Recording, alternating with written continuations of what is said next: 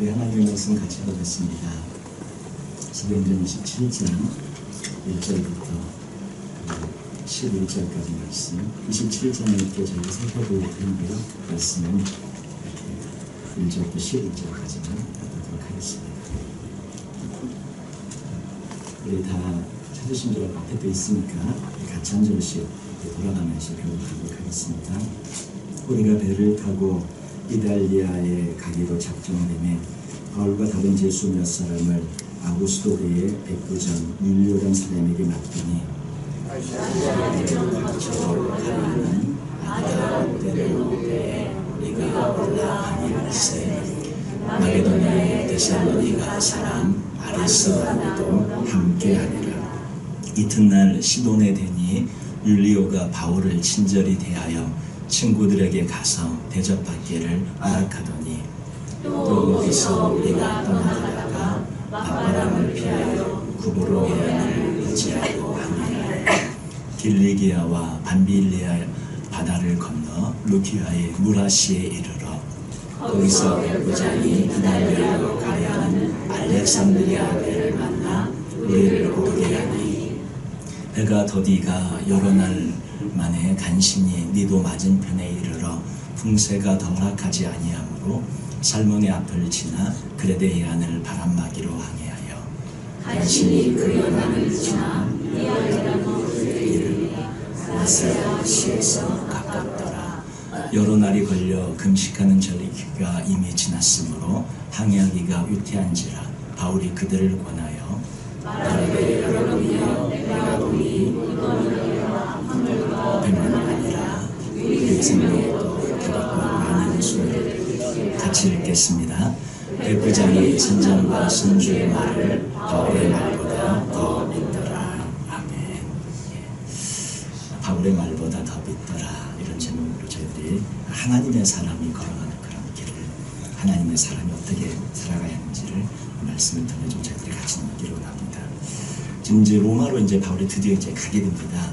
이렇게 지도가 하나 있는데 좀 이해하시라고 지도를 하나 올렸는데 한번 봐주시겠어요? 여기 이제 지도를 제가 한번 같이 보시면서 조금 설명을 이제 드리자면 저기 맨 오른쪽에 있는 데가 이제 저 예루살렘, 맨 오른쪽에 예루살렘입니다. 거기가 이제 지금 그 밑에 조금 옆에가 가이사라라고 적혀 있죠. 거기에서 이제 잡혀 있었으니까 거기서 출발을 하게 되어집니다. 거기서 바울은 이제 다른 몇 명의 죄수들과 함께 로마로 호송되는데 그때 아리스다고가 같이 동행을 하고 누가도 이렇게 같이 동행을 한 것으로 저희들이 보여집니다. 왜냐하면 1절에 우리가 배를 타고 이렇게 얘기하고 있기 때문에 사도행전은 지금 누가 쓰고 있냐면 누가가 쓰고 있죠. 누가복음에 의해서 사도행전을 누가가 쓰고 있기 때문에 우리가 라고 말하고 있는 것은 누가 자신도 포함되어져 있는 그런 말씀을 저희들이 볼 수 있습니다. 여기 이제 배를 타고 이달리아로 가고자 한다는데 이달리아라고 나오는 것이 이탈리아입니다. 이탈리아. 거기 이제 이태리 로마로 이제 가게 되어지는 것이죠. 그래서 이제 가이사라에서 지금 오른쪽에 보면 맨 오른쪽에 예루살렘이 있고 그 해안가가 가이사라가 있는데 보이시죠? 너무 작아 잘 안 보이시나요? 가이사라가 있는데 거기서 이제 출발을 했는데 배의 이름은 아드라무테노. 이거는 로마까지 가는 배는 아니고 저 지역을 왔다 갔다 하는 여객선 같은 그런 배입니다. 출발해가지고 시돈이라고 조금 위에 올라가서 잠깐 거기에 머무르게 되어집니다. 그때 이제 백부장 율리오가 이제 친절을 베풀어서 바울이 이제 그 지역에 아는 사람들이 있으면 좀 만날 수도 있게 하고 이렇게 친한 친구들을 좀 볼 수 있게도 합니다. 그래서 시돈을 이제 떠나가면서 그 해안가를 이렇게 따라서 지나가는데 소아시아 남단의 무라라는 곳에 이르게 되어지고 거기서 이제 이탈리아로 가는 진짜 로마로 가는 알렉산드리아라는 배를 갈아타게 되어지죠. 이 배는 굉장히 컸어요. 276명이 그 배에 타게 되어지는데 지금도 276명이 탄다는 큰 배인데 그 당시 저 지금 2000년 전에 276명이 타는 배니까 굉장히 큰 그런 배입니다. 근데 무라를 떠날 때 일기가 좋지 않아서 예전보다 좀 항해가 지연되고 간신히 그레데 섬이라는 미항이라는 곳에 아주 미항이 있는데 찾아보셨어요? 미항이라는 곳이 중간쯤 가운데에 있는 중간 가운데에 있는 거기 그 미항 아랫부분에 있죠. 미항이라는 곳에 이르게 되어집니다. 거기서 이제 더 이상 전진하기가 어려워져서 거기에 이제 있는데 선장하고 그 배의 주인은 조금 바로 옆에, 조금만 더 옆에 가면 베닉스라는 거기 그런 거가 있어요. 베닉스까지 가려고 하는데, 왜냐하면 미양보다는 조금 큰 그런 항구가 있고 겨울을 나기에 좀 편하고, 그래서 조금만 더 가자, 베닉스로 조금만 더 가자. 지금 중간 부분에 있는 보이십니까? 너무 작아서 잘 안 보이시는 것 같은데, 베닉스라는 곳에 미양에서 조금만 가면 있겠죠. 조금만 올라가면 베닉스라는 곳에 있으니까 거기로 가자, 이렇게 얘기를 합니다. 근데 바울은 가지 말자 이렇게 권면을 하죠. 가지 말자. 미양이 여기 그냥 있자. 왜냐하면 지금 이 상태에서 항해를 하다가 배의 여러 가지 것들을 보니까 좀 힘든 것이 예상이 되어지는데, 바울은 알았던 거죠. 하나님의 사람이니까. 그리고 또 바울도 역시 여러 가지 경험들이 있어서 떠나지 말고 여기서 그냥 돌라고 로마로 가면 좋겠다, 이렇게 얘기를 하는데, 그 백부장과 산장과 산주 말을 그 백부장이 바울의 말보다 더 믿고 이제 떠나기로 결정을 합니다. 근데 마침 이제 남풍이 불어요. 남풍은 밑에서부터 올라오는 바람이니까, 로마가 지금 저 맨 왼쪽에 저 길게 쭉 있는 거기가 로마입니다. 그러니까 남풍이 밑에서 위로 부니까 이게 타고 그냥 쭉 올라가면 뭐 베닉스 아니면 그냥 로마까지 가겠구나, 이렇게 생각하고 떠나자, 이렇게 생각하고 출발을 하게 되어졌죠. 그런데 조금 있다가 유라굴로라는 광풍을 만나게 됩니다.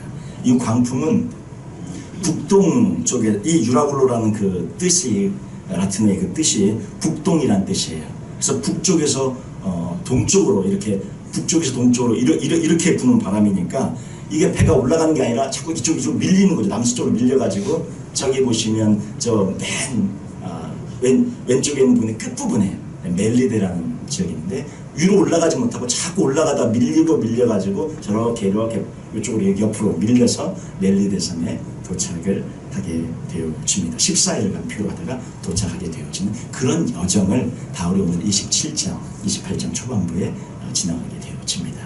지도를 제가 이렇게 보면서 조금 설명을 드렸는데 어떻게 지나갔는지 조금 여행이 이제 이해가 되시죠?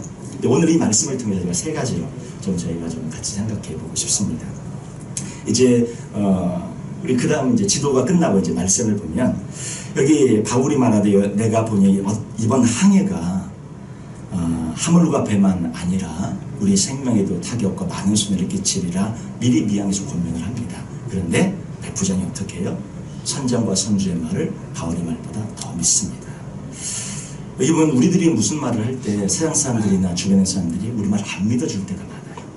그래서 하나님의 사람은 조금 시간이 지나면서 인정받게 됩니다. 나중에 이제 폭풍 만나고 막 태풍 만나서 배 파손되고 말이 나니까 그때서야 바울이 전면의 영적 지도로 떠오르게 되죠. 그 전까지는 바울의 말이 다 무시돼. 이거 뭐 한낱 죄수가 뭐 이거 뭐 아무것도 모르는 사람이 배를 뭐 알아? 바다를 알아? 무시될 수밖에 없죠. 근데 우리는 영적인 하나님의 사람이기 때문에 직접 배에 대한 것, 바다에 대한 걸 모르더라도 느껴지는 게 있는 거예요. 하나님의 사람들은. 그리고 바울이 실제로 고린도후서 11장 25절 보시면, 여기 바울이 예전에 자기가 경험했던 것을 이제 고백하고 있는데, 거기 보면 3번 대장으로 맞고, 1번 돌로 맞고, 3번 어떻게 해요? 파선하고. 이거 아니라 그전에 이미 이런 경험들이 있어요. 3번 파선하고, 일주일 깊은 바다에서, 바닷속에서 그냥 일주일간을 그렇게 그냥 표로하며 이렇게 지냈던 적이 이미 있었어요, 바울이. 그런 경험들이 있었던 그런 바울이 이런 자기 자신이 이렇게 바다 사람은 아니고 뱃사람도 아닙니다. 그러나 저런 어려움을 몸소 겪었던 사람이기 때문에 어떤 바다에 대한 것들, 이런 것들 하나님의 또 어떤 그런 은혜 가운데 느끼고 깨닫게 되어져서 출발하지 않는 게 좋겠습니다, 이렇게 얘기를 하는데 전혀 받아들여지지 않습니다. 더군다나 그 배에는 사람들이 참 많이 탔어요. 사도행전 27장 37절에 보면 배에 있는 우리 예수는 전부 몇 명입니까? 276명이다. 많은 사람들이 타게 되어졌습니다. 바울의 말대로 안 떠났으면 좋았을 걸 떠나가지고 결국 거기에 그 배 안에 있던 모든 것을 잃게 됩니다. 파손했죠. 배도 부서졌죠. 식량 다 버렸죠. 그다음에 재물 다 버렸죠. 모든 것을 다 버리고 저 276명 생명만 건짐을 받습니다. 예. 바울의 말대로 했더라면 다 건졌을 텐데, 하나님의 사람의 주변에 그런 권면을 받아들이면 좋았을 텐데, 그러지 못해가지고 다 잃고 나서 그래도 목숨 건졌으니 얼마나 다행입니까? 이렇게 되어지는 것을 저희들이 보게 되어지는데, 그때서야 하나님의 말씀에 어떤 그런 권면을, 하나님의 사람의 말을 듣고 이 어려움을 지나가면서 항해에 대한 결정권이 아무것도 없는, 아무런 어떤 영향력이 없는 그런 바울이 전면의 지도자로, 그 모든 사람들을 이끌어가는 그런 지도자로 서게 되어집니다. 아무런 결정권이 없었던 바울이지만 마지막에는 가장 큰 결정권을 행사하는 그런 인물로 바뀌게 되었죠. 이 영적인 사람입니다. 위기의 순간을 지나가면서 바울은 죄수에서 지도자로 서게 되어지는 것이죠. 그래서 이 믿음의 사람, 하나님의 사람은, 저희들은 위기의 순간에 그 진가가 드러나고, 믿음의 그런 진가가 어려움과 이런 큰 태풍과 광풍을 만날 때 진짜 그 믿음의 깊이가 드러나게 되어집니다. 그래서 저희들은 시간이 지나가면서 인정을 받게 되어지는데, 처음에는 인정을 못 받고 우리의 어떤 주변, 우리의 권명이나 이런 것들이 전혀 이렇게 받아들여지지 않을 수도 있는데, 거기에 좌절하지 마시고 조금씩 지나가면서 하나님께서 우리를 높이시니까 그렇게 하나님께서 세우실 것을 믿고 나가면 되리라고 생각합니다. 이제 예를 들어서 저희들의 부모님, 또 믿음의 부모님이라든지, 그렇게 이제 어머니, 부모님, 저희 아버지들이 생각해보면 사실 평범하신 분들 아닙니까? 저희의 부모님을 생각하면.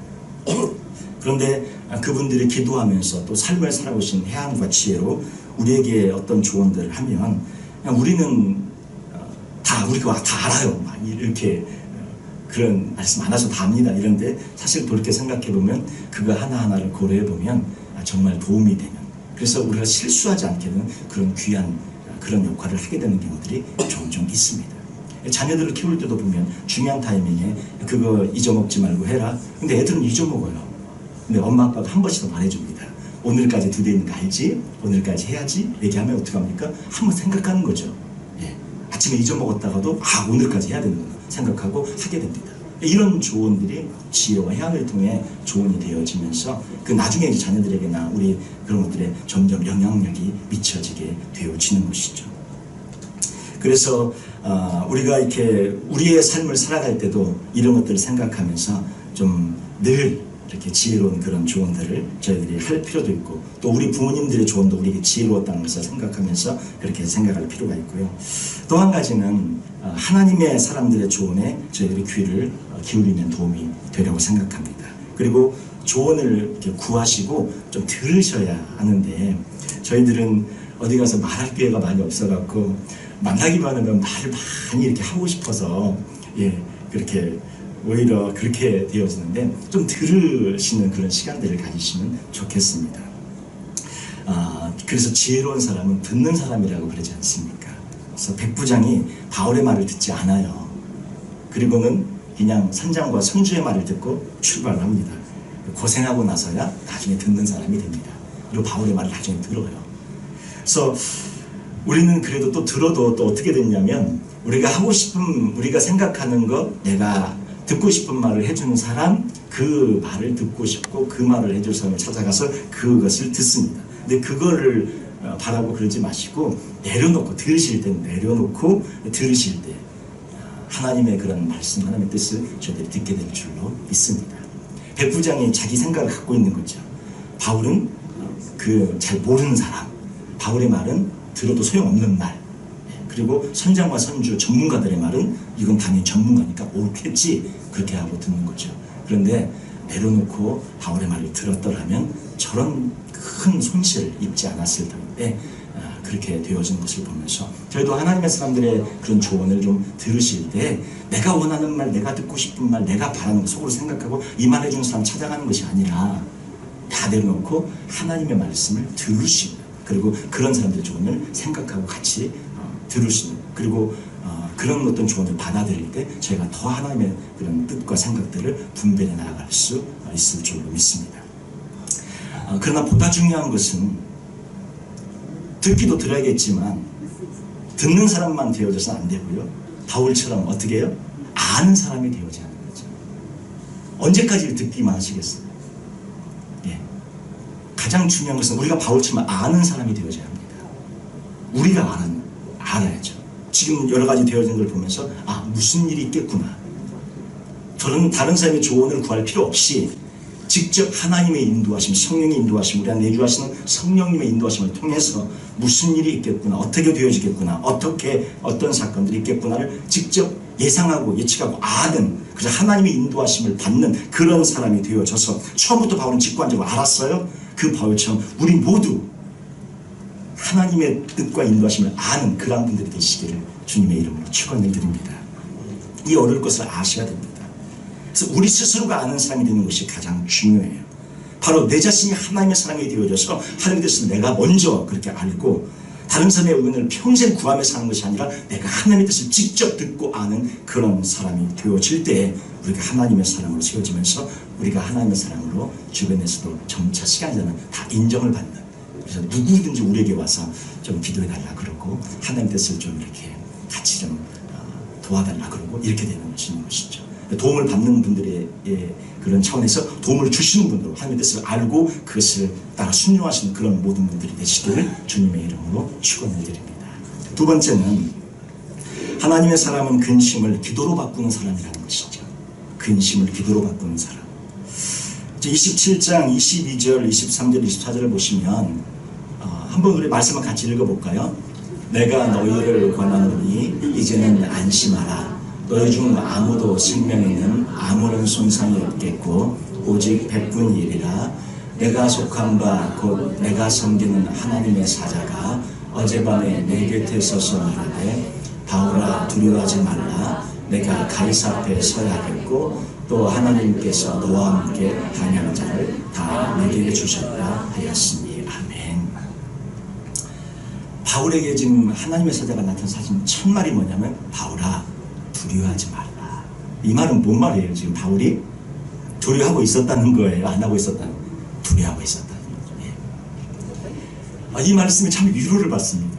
하나님의 사람, 저 바울 같은 사람도 3번 파산 경험이 있음에도 두려웠어요. 저희들도 얼마나 위로가 됐는지. 우리 세상에 살면서 두려울 때 많잖아요. 사람들은 뭐라 합니까? 믿음 있는 사람이 왜 그거 두려워해? 왜 근심해? 왜 걱정해? 이겨야지. 그때마다 저희들은 좌절합니다. 난 사실 두려운데, 사실 걱정도 되고 근심도 되는데. 오늘 이 말씀은 얼마나 위로가 되는지. 바울도 어떻게 해요? 두려워하고 있었어요. 그래서 사장 첫 번째 사실 말씀이 두려워하지 마라. 얼마나 위로가 됐는지 모르겠습니다. 세상 사람들은, 주변의 사람들은 그럽니다. 하나님의 사람쯤 되면 두려움도 걱정도 근심도 없어야지. 이게 뭔 하나님의 사람이야. 그리고 저희를 핀잔하고 저희를 무한줍니다. 사실 바울 정도 되면 두려움 없어야 되지 않겠어요?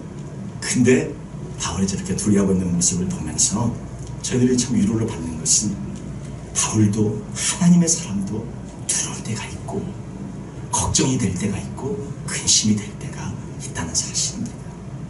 우리가 그렇게 했을 때 내가 잘못된 게 아니라 나는 믿음이 연약한 게 아니라 우리도 그럴 때가 있다. 저 말씀을 통해 위로가 되시기를 주님의 이름으로 축원을 드립니다. 저는 위로가 됐어요. 위로가 안 되십니까? 위로가 되시죠. 바울 같은 사람도 우리와 똑같은 그런 두려움이 있었고, 그런데 그 두려움을 바울은 어떻게 합니까? 그걸 갖고 두려움에 파묻힌 것이 아니라 그 두려움을 가지고 어디로 가냐면 기도로 나아가는, 기도로 그 두려움을 하나님 앞에 고백하고 그 두려움을 기도로 아버지 앞에 가지고 나아가죠. 두려움 자체에 압도되고 두려움 자체에 주눅들어서 거기에서 완전히 물러나고 거기에 완전히 압도되어져서 포기하는 그런 모습의 사람이 아니라 두려움이 있어요. 압니다. 느껴집니다. 두렵습니다. 근데 그 두려움을 그대로 하나님 앞에 갖고 와서 하나님 저 두렵습니다. 도와주십시오. 살려주십시오. 죽을 것 같아요. 저 좀 주님 어떻게 하면 좋겠습니까? 하나님 앞에 문제를 갖고 나가는 바울이었다는 것이. 저게 지금 왜 천사가 와서 얘기하냐면 바울이 두려워하는 그런 모습 가운데 기도함으로 하나님 앞에 나갔기 때문에 기도 응답으로 천사가 와서 그 기도에 대한 응답을 지금 해주고 있는 것입니다. 걱정하지 마라. 너 생명 여기서 안 죽는다는 거야. 너는 반드시 가이사 앞에 서야 될 삶이 있기 때문에 여기서 죽지 않는다. 걱정하지 마. 그리고 너뿐만 아니라 너와 함께하는 276명의 생명이 너 때문에 살 것이다. 바울에게 하나님께서 그 기도에 대한 응답으로 말씀을 해주고 있는 것입니다. 어려움이 있을 때 기도로 저희들이 나아가길 원합니다. 두려움이 있을 때 기도로 나아가길 원합니다. 기도도 안 될 정도로 완전히 그냥 너무나 힘들어서 깔아질 때도 있습니다, 사실은. 근데 그때 어떻게 해요? 주님 앞에 우리의 모든 마음과 필링과 감정까지 주님 저 죽을 것 같아요. 숨도 안 쉬어져요. 주님 살려주세요. 주님 도와주세요. 이렇게 우리의 마음과 필링까지 다 고백하는 거예요. 고백할 때 하나님께서 그 마음과 필링의 느낌과 감정까지도 고백할 때 하나님께서 응답해 주실 줄 믿습니다. 천사가 와서 하나님의 말씀을 전해줘요. 바울이 기도한 것에 대한 응답을 갖고 와서 전하는 것입니다. 걱정하지 말라는 거죠. 너는 반드시 산다. 너는 반드시 가이사 앞에 서야 될 사명을 갖고 이 배를 탔고, 이 배는 로마에게 가서 가이사 앞에 서게 될 것이고, 너와 함께 너 때문에 276명 산다는 거죠. 저희 때문에 우리 가족이 살고, 저 때문에 우리 식구들이 살고, 저 때문에 우리 자녀들이 살고, 우리 때문에 우리 모두가 살아가는 그런 축복의 역사가 우리 여기 계신 모든 성도들의 삶 가운데 펼쳐지시기를 주님의 이름으로 축원을 드립니다. 예, 여기서 저희가 한 가지만 더 생각해보고 지나갈게요. 이제 이 응답을 받았는데, 이 응답을 언제 받았는가 하는 것입니다. 23절 앞에 한 절만 앞으로 가보시겠습니다. 23절 한번 같이 읽겠습니다. 내가 속한 바 곧 내가 섬기는 하나님의 사자가 어젯밤에 내 곁에 서서 말하되, 지금 응답은 언제 받았어요? 어젯밤에. 지금 말은 언제? 그 다음날 하고 있는 거죠. 지금 어젯밤이라고 얘기하는 거니까. 어젯밤에 받았으면 바로 그때 받았어요. 응답 받았어요. 내가 하나님의 뜻을 받았어. 이러고 막 얘기해야 되잖아, 지금 상황이. 받은 즉시. 근데 지금 바울이 어떻게 하고 있어요? 24시간을 지키고 있습니다. 상황은 어려워 죽겠는데, 풍랑에 막 곤충을 것 같고 난리가 나 있는데, 바울이 그때 바로 얘기하지 않고 24시간을 더 기다렸다가 얘기합니다. 이게 왜 그렇죠? 가장 정확하게 하나님의 말씀이 말씀될 수 있을 때에 전하는 거예요. 근데 우리는 어떻게 합니까? 뭔가 좀 느껴지고, 뭔가 받았고, 뭔가 좀 그냥 바로 그냥 얘기하죠. 근데 하나님의 사람은 그러지 않아요. 기다립니다. 그 절대 절명의 순간에서도 24시간을 더 기다려요. 그리고 진짜 하나님의 말씀이 말씀될 수 있는 가장 최적의 타이밍에 얘기를 합니다. 그 전에 하면 효과가 없어져 버려요. 그래서 가장 저희가 이 말씀을 통해 생각해 보고 싶은 것은, 하나님의 말씀, 우리가 권면, 우리가 도움 아무 때나 하는 게 아니죠. 어떻게 해요? 기다리고 생각하고 받을 수 있을 만 할 때, 가장 최적의 시간에 그 하나님의 말씀이 말씀될 수 있을 때 그것을 전해야 한다는 것을 다시 한번 보게 됩니다. 저 풍랑이 있는 저 절대적인 순간에서도 바울이 하루를 홀드하고 있어요. 이것을 눈여겨보시길 바랍니다. 하나님의 사람의 깊이예요. 저희들이 이렇게 하나님의 말씀을 말씀되게, 하나님의 하나님 되심을 드러내는 그런 우리 모두가 되시기를 주님의 이름으로 축원을 드립니다. 우리 마지막으로 세 번째 한 가지만 더 살펴보고 싶은 것은, 하나님의 사람은 환난 그 후를 볼 수 있는 사람이어야 한다는 것입니다. 어려움 그 후를 볼 수 있는 사람이어야 되고, 여러 가지 고통받고 난 그 이후를 볼 수 있는 사람이어야 한다는 것입니다. 지금 이 배를 타고 이 여행 전체가 지금 누가 이 여행을 계획하고 있고 누가 이 여행을 주도하고 계십니까? 하나님이시잖아요. 성령님이시잖아요. 성령님의 인도로 지금 따라가고 있고, 성령님의 계획, 하나님의 계획 따라 따라가고 있는데, 결국 가서 만난 건 뭐예요? 유라굴로라는 광풍을 만나요. 태풍을 만납니다. 아니, 하나님 뜻대로 하면 있던 태풍도 없어져야지. 여러분, 하나님 뜻대로 가면 있던 태풍도 다 없어지고 잔잔해져야지요. 안 그렇습니까? 이거 없던 태풍이 왜 생겨요? 하나님 뜻대로 가고 있는데. 없던 것이 새로 생기고 있어요. 성령의 인도를 받아 로마로 가는 길인데, 유라굴로라는 광풍을 만나게 됩니다. 우리 13절, 27장 13절, 14절 말씀 한번 같이 읽어볼까요?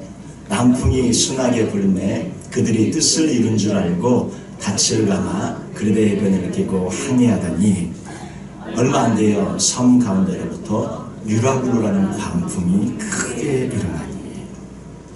왜 유라굴로가 일어납니까? 하나님이 지금 가라고 하는 길을 가고 있는데 왜 태풍이 일어나고 있는 것입니까? 있던 태풍도 없어져야죠. 결국 이제 이 태풍 때문에 멜리데 섬에 가게 되어져서 거기서 하나님의 사람들, 하나님 예배하는 사람들을 만나게 됩니다. 그리고 276명 이 영혼들이 결국 하나님의 사람 바울의 모든 것들을 보면서 하나님에 대한 존재를 깨닫게 되어지고 그들이 복음을 접하게 되는 기회를 갖게 됩니다. 우리 편에서 보면 태풍이 고생이고 참 고난인데요, 하나님 편에서 보면 어떻게 해요?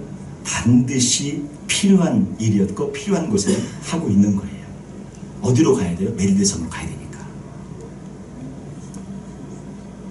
그 태풍이 있어야지만 멜리데섬에 가게 되어집니다. 그 고통 때문에 하나님 앞에 엎드려졌기 때문에 하나님 앞에 엎드려져서 더 큰 은혜를 체험하게 되는 것처럼,